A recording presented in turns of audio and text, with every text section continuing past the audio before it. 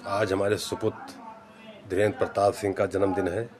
तो जन्मदिन के उपलक्ष्य में श्री सत्यनारायण जी महाराज का पाठ सुनने का सौभाग्य प्राप्त हुआ और पाठ श्री बल्लू शास्त्री जी महाराज के मुखारबिंद से सुनने का सौभाग्य प्राप्त हुआ। तो चलिए आप लोगों को भी मैं दिखाता हूँ।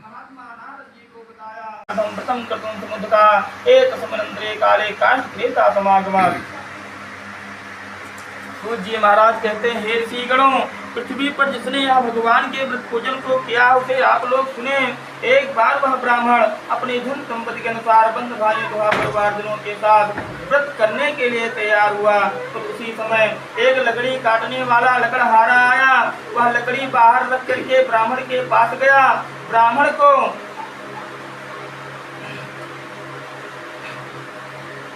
लकड़हारा ब्राह्मण को व्रत पूजन करता हुआ देखकर प्रणाम किया और कहने लगा कि महाराज, आप यह किसका पूजन कर रहे हैं? इस व्रत पूजन के करने से किस फल की प्राप्ति होती है, हमें विस्तार से बताएं। ब्राह्मण ने कहा, सत्यनारायण व्रतम परवेश प्रदम तत्प्रसाद में सर्वम धन धानादिकम तस्मादेतम व्रतम ज्ञात्वा काष्ठक्रेता ससिता तपो जलम प्रसादम च भुक्तवासा नगरमयो सत्यनारायणं देवम मनसा यदि चिंतयेत्।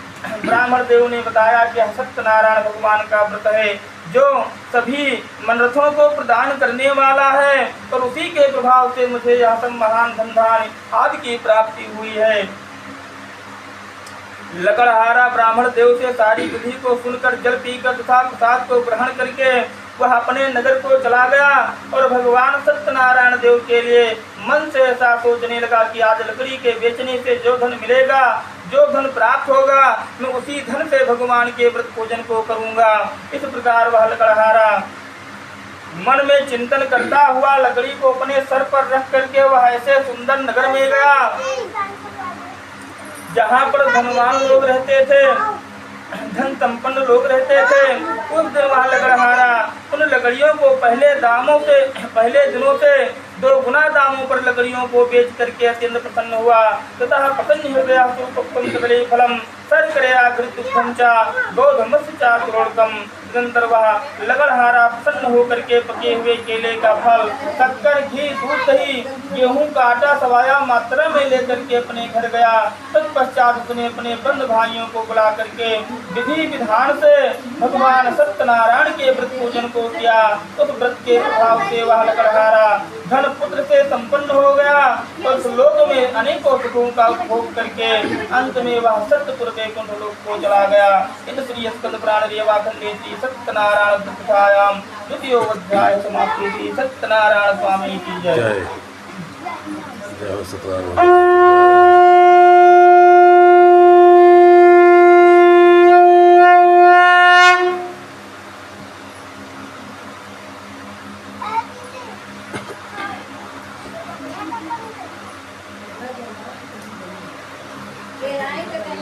बैठो, बैठ जाओ।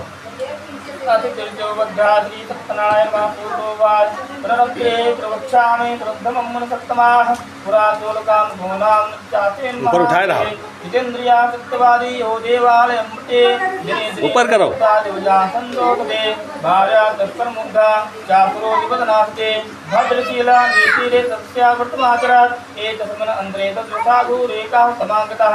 पूज्य महाराज बताते हैं कि हे ऋषिगणों, अब मैं पुनः आगे की कथा कह रहा हूँ, आप लोग सुने। प्राचीन समय में उल्कामुख नाम का एक राजा था। वह राजा जितेंद्रिय सत्यवादी तथा अत्यंत बुद्धिमान राजा था। वह राजा प्रतिदिन देवालय मंदिर पर जाता और ब्राह्मणों को धन दे करके उन्हें संतुष्ट करता था, प्रसन्न करता था। कमल के समान मुख वाले उसकी धर्मपत्नी शील, विनय एवं सौंदर्य आदि गुणों से संपन्न तथा पति प्रायणा थी, सती साध्वी थी।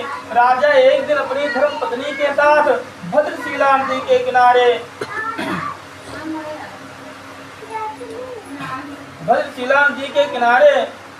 भगवान श्री सत्यनारायण के व्रत पूजन को कर रहा था। उसी समय व्यापार के लिए अनेक प्रकार की धन राशि से संपन्न एक साधु नामक साहूकार वहां आया। वह नदी के किनारे नाव को स्थापित करके राजा के पास गया और राजा को उस व्रत में दीक्षित देख करके विनय पूर्वक पूछने लगा। साहूकारा ने कहा कि मदन कुते राजन भक्ति युक्तेन चेतसा प्रकाशम कुरुत सर्वम प्रोतमच्छामि ताम्रतम। साहूकारा ने कहा, राजन आप भक्ति युक्त चित्त से यह क्या कर रहे हैं, कृपया यह सब हमें भी बताइए, मैं इस समय सुनना चाहता हूँ। राजा ने बताया, पूजनम कृते साधु प्रथम कामया। राजा ने कहा, हे साहूकारा, पुत्र आदि की प्राप्ति की कामना से अपने बंधु भाइयों के साथ में भगवान श्री हरि विष्णु के व्रत पूजन को कर रहा हूँ। इस प्रकार राजा की बात सुनकर के साहूकारा आदर पूर्वक कहने लगा कि हे राजन, इस विषय में आप मुझे सब कुछ विस्तार से बतलाइए। आपके कथा अनुसार मैं भगवान के व्रत पूजन को करूंगा। मुझे भी कोई संतान नहीं है, इस व्रत पूजन के करने से अवश्य ही संतान की प्राप्ति होगी। इस प्रकार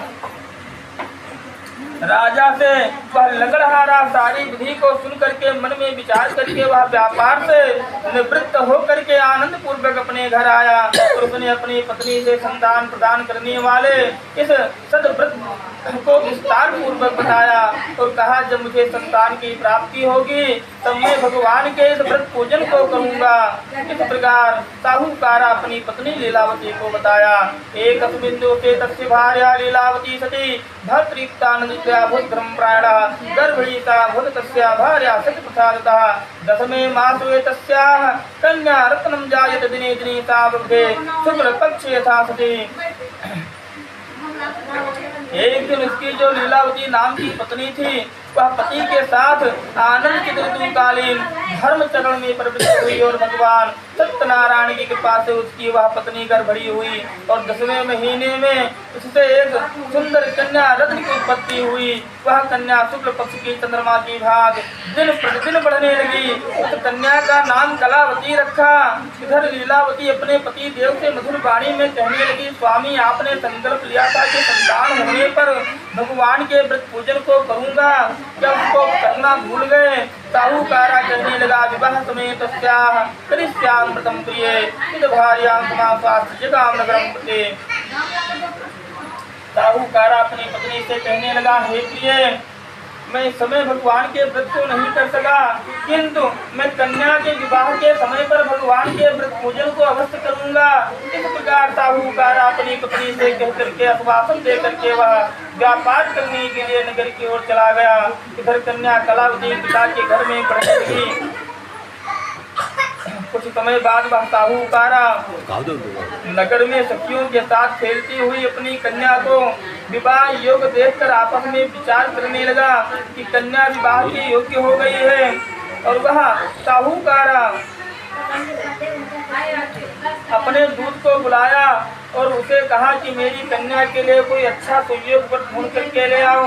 साहूकारा की आज्ञा प्राप्त करके दूत एक कांचन नामक नगर में गया और वहां से एक बड़े पुत्र को लेकर के आया, जिसे वह साधु नामक साहूकारा उस बड़े पुत्र को सुंदर सुखगुणों से संपन्न देख करके अपनी जाति के लोगों तथा बंधु भाइयों के साथ संतुष्ट होकर के प्रसन्न होकर के विधि विधान से बड़े पुत्र के हाथ में कन्यादान कर दिया। किंतु दुर्भाग्यवश उस समय भी वह साहूकारा भगवान के व्रत पूजन को करना भूल गया, जो कि पहले ही संकल्प लिया था कि संतान होने पर भगवान के व्रत पूजन को करूंगा, जिसे नहीं कर सका। अब वह कन्या के विवाह के समय पर भी भगवान के व्रत पूजन को करना भूल गया, जिस कारण भगवान क्रोधित हो गए। कुछ समय के बाद वह साहूकारा व्यापार कार्य के लिए अपने दामाद के साथ वह समुद्र के किनारे स्थित रत्नतारपुर नामक नगर में वह दामाद के साथ व्यापार करने लगा। वहाँ के राजा चंद्रकेतु को भगवान सत्यनारायण ने साहूकारा को श्राप दे दिया कि जाओ, तुम्हें दारुण कठिन तथा महान दुख प्राप्त होगा, यह तुम्हारे लोभ का फल है। इस प्रकार श्राप देने के बाद एक दिन एक चोर राजा चंद्रकेतु के धन को चुरा करके और वह चोर उसी स्थान पर आया जहाँ पर वो दोनों साहूकारा ठहरे हुए थे।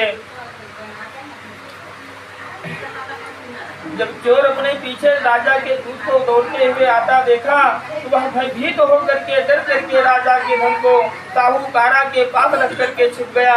जब राजा के दूत आए तो राजा के धन को साहूकारा के पास रखा हुआ देखकर वे दोनों साहूकारा को पकड़ ले गए और राजा से जाकर के कहने लगे कि महाराज हम जो चोर पकड़ के लाए हैं आप इन्हें देख करके आज्ञा दीजिए। तो राजा की आज्ञा द्वारा उन दोनों साहूकारा को दृढ़ता पूर्वक बांध कर बिना विचार के महान कारागार में डाल दिए गए और भगवान सत्यनारायण की कृपा से सत्यनारायण की माया से किसी ने उन दोनों साहूकारा की कोई बात ना सुनी और राजा चंद्रकेतु ने उन दोनों के धन को छुड़वा लिया। इधर भगवान के श्राप के द्वारा साहूकारा की पत्नी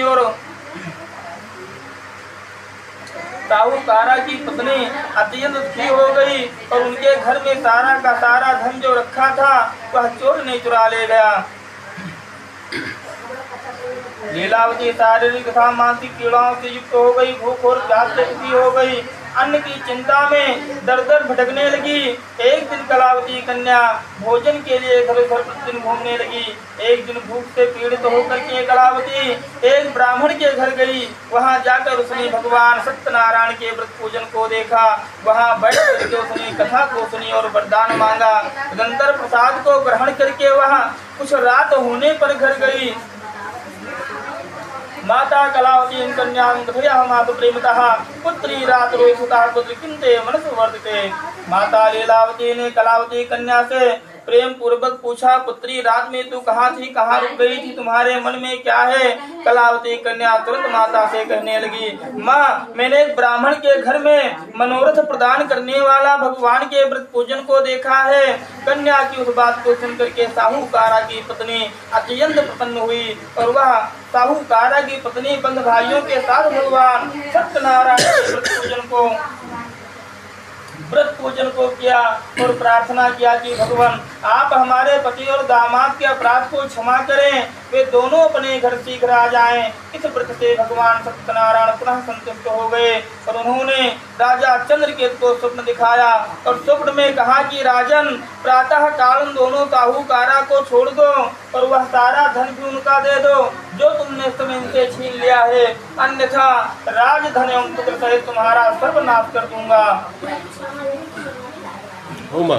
एवं आभास राजनम ध्यान गमनो भूतभू ततः प्रभात समय राजा सूत जी महाराज बताते हैं कि राजा से स्वप्न में पुकार कहकर के भगवान सत्यनारायण अंतर ध्यान हो गए। इसके बाद प्रातः काल राजा अपने सभासदों के साथ सभा के मध्य बैठ करके अपना स्वप्न सभी लोगों को बताया और कहा कि ये दोनों साहूकारा बंदी हैं, उन्हें शीघ्र मुक्त कर दो।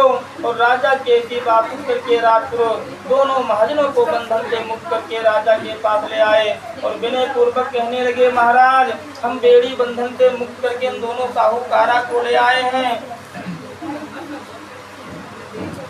इसके बाद दोनों साहूकारा महाजन पुत्र राजा चंद्रकेतु को प्रणाम करके अपने बीते हुए समय को स्मरण करते हुए ध्यान करते हुए दोनों साहूकारा दुखी हो गए, कुछ बोल ना सके। राजा ने साहूकारा को दुखी देखकर आदर पूर्वक कहा कि देवात् प्राप्तम महादुर्गानी नास्तवे भयम सुदान सुक्तांगम दोर्गमाद्यकार्यत वस्त्र लंकाकारकम।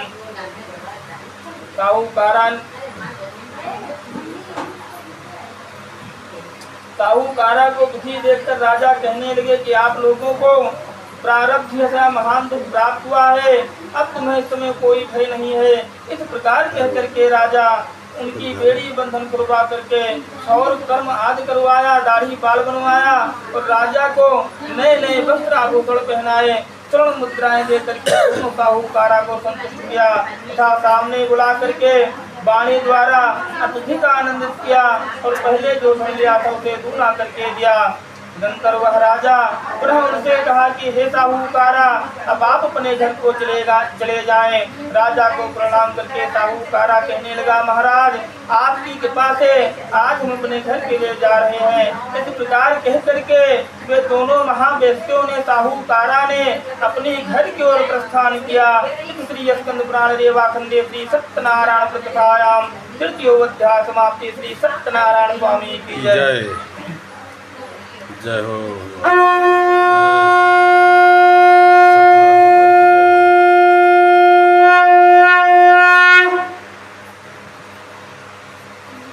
आदि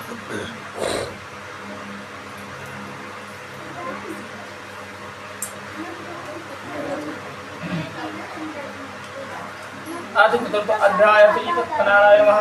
यात्रां कृतवान् कादर्मंगलान् पुरकाम्भ्राणि प्रोधनं दत्त्वा धातु नगरमेव यह दूरे देवता हो सत्यनारायण प्रभु सूर्य महाराज बताते हैं कि वह साहूकारा पूजन अर्चन करके ब्राह्मणों को धन दे करके अपने नगर के लिए चल पड़ा। साहूकारा के कुछ दूर जाने पर भगवान सत्यनारायण ने उनकी सत्यता जानने के लिए, उनकी परीक्षा लेने के लिए मन में जिज्ञासा हुई। साहूकारा के पास जाकर के सन्यासी का रूप धारण करके उनसे पूछने लगे कि हे साहूकारा, क्या तुम्हारे नौका में क्या भरा हुआ है। तब धन के मद में चूर हुए दोनों महाजनों ने अवहेलना पूर्वक हंसते हुए कहने लगे